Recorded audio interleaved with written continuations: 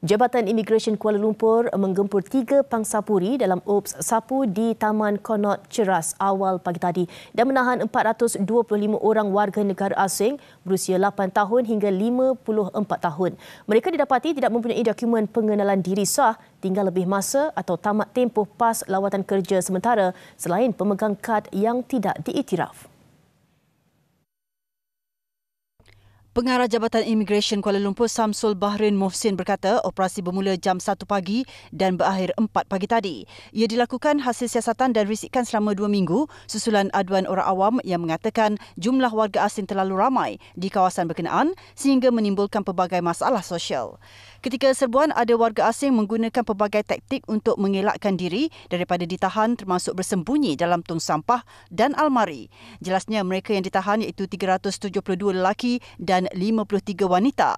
Paling ramai warga Bangladesh 252 orang, Myanmar 108, Filipina 2, Indonesia 30, Kemboja 6, Nepal 20 dan 7 warga Pakistan. Menurutnya siasatan mendapati warga asing yang ditahan itu bekerja dalam pelbagai bidang termasuk sektor pembinaan dan pembersihan. Semasa operasi ada warga asing yang bertindak agresif dengan membaling pelbagai objek termasuk botol bagi mengelakkan diri ditahan namun tiada sebarang kecederaan dilaporkan berlaku. Beliau berkata kesemua yang ditahan dibawa ke Depo Imigresen Bukit Jalil untuk tindakan lanjut.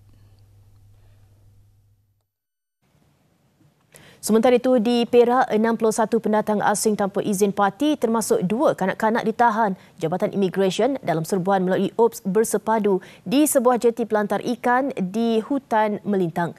Pengarah Jabatan Imigresen Perak, Hafzan Husaini berkata kesemua mereka yang ditahan dipercayai bekerja di pelantar ikan terbabit sebagai nelayan dan pekerja am. Dalam satu kenyataan, beliau berkata serbuan dijalankan jam 1 pagi di kawasan premis dan di sekitar jeti pelantar ikan yang mempunyai bot nelayan.